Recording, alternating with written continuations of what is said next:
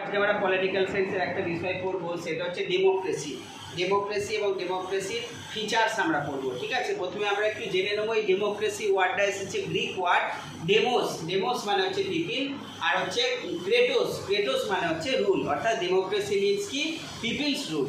এবার democracy features আমরা পড়বো। ইন্ডিয়াতে আমরা জানি ডেমোক্রেসি রয়েছে এবং ডেমোক্রেসির মধ্যে আমরা কোন কোন ফিচার্সগুলো দেখতে পাই আমাদের পলিটিক্যাল সিস্টেমে, আমরা সেটা পড়বো।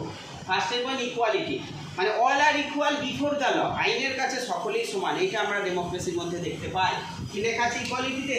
ইট means everyone has a right to be treated equally. এখানে প্রত্যেকেই ইকুয়াল অপরচুনিটি পাবে, ইকুয়াল সুযোগ সুবিধা সমানভাবে সবাই পাবে। Equal access to education, justice, health care, সব গভর্নমেন্ট ফেসিলিটিসগুলো সবাই কিন্তু পাবে। এটা হচ্ছে ডেমোক্রেসির main features, equality. Second point কি freedom, freedom of speech, expression, তুমি তোমার নিজের মত প্রকাশ করবে, যে কোনো জায়গায় ইন্ডিয়ার যে তুমি থাকতে পারবে, রিসাইড করতে পারবে, এনি প্লেস অফ ইন্ডিয়া, হ্যাঁ ইউ ক্যান গো। হ্যাঁ, তারপরে কি হচ্ছে it mean citizens can make their own choices and express opinion, তুমি তোমার ইচ্ছা মতো যে কোনো জিনিস চয়েস করতে পারবে এবং তুমি তোমার ওপিনিয়ন মত প্রকাশ করতে পারবে। তারপরে রিপ্রেজেন্টেটিভ পার্টিসিপেশন, এই যে আমরা ইলেকশনের মাধ্যমে যে বিধানসভা ইলেকশন বা লেজিসলেটিভ অ্যাসেম্বলি ইলেকশনের মাধ্যমে আমরা এমএলএ দিয়ে ইলেক্ট করছি, ওনারাই তো আমাদের রিপ্রেজেন্টেটিভ। এবং আমরা যে লোকসভা ইলেকশনের মাধ্যমে এমপিদের ইলেক্ট করছি, তারাও আমাদের representative. It allows people to elect their representative through election, এখানে আমরা আমাদের রিপ্রেজেন্টেটিভদের ইলেকশনের মাধ্যমে ইলেক্ট করি। ফোর্থ পয়েন্ট কী আছে? ফান্ডামেন্টাল রাইটসের মধ্যে আমরা কী কী আছে জানি না? 6 ফান্ডামেন্টাল রাইটস রয়েছে Indian কনস্টিটিউশনের।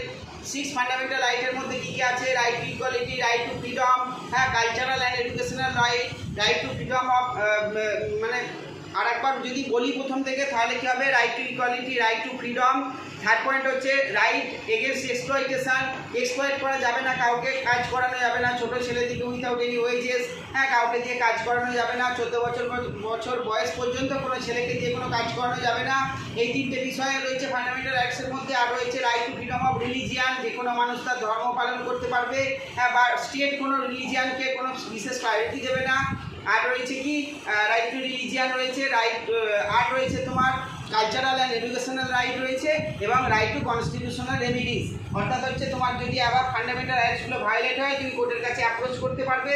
Democracy provides the protection rights such as equality, freedom of speech, এই যে মতামত প্রকাশ করতে পারবে, প্রোটেকশন এগেন্স্ট এক্সপ্লয়টেশন, মানে এক্সপ্লয়টেশনটার মানে কি? কাউকে উইদাউট এনি ওয়েজেস, কোনো পারিশ্রমিক ছাড়া কাজ করানো যাবে না, আর 14 বছর বয়স পর্যন্ত কোনো বাচ্চা ছেলেকে দিয়ে কোনো কাজ করানো যাবে না, ওইটা এক্সপ্লয়টেশনের আন্ডারে আসে।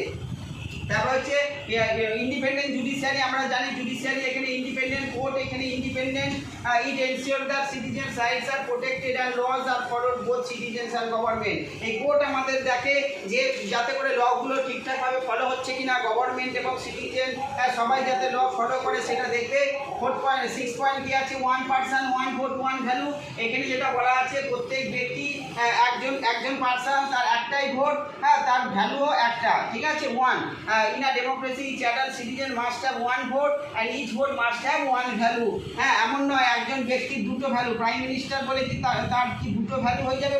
ভোটের দুটো ভ্যালু কখনো হয় না, একটাই কাউন্ট হবে। রুল অফ ল, আইনের শাসন হবে, হ্যাঁ গভর্নমেন্ট ফাংশনস হবে limit by set by constitutional laws, অর্থাৎ এই কনস্টিটিউশনে অনেক ল লেখা রয়েছে যেটা গভর্নমেন্টের পাওয়ারটাকে কমিয়ে দেবে, আনলিমিটেড পাওয়ার গভর্নমেন্ট এনজয় করতে পারবে না। অ্যান্ড সিটিজেন রাইটটাকে এনশিওর করা হবে। অ্যাকাউন্টেবিলিটি অ্যান্ড ট্রান্সপারেন্সি, অ্যাকাউন্টেবিলিটি মানে দায়িত্ববান হবে এবং স্বচ্ছতা বজায় রাখবে, কোনো ধরনের করাপশন ফ্রি থাকবে government in a democracy is accountable to the people and transparency helps the prevent the misuse of power, এবং গভর্নমেন্টের কেউ কোনো তার পাওয়ারের মিসইউজ করতে পারবে না।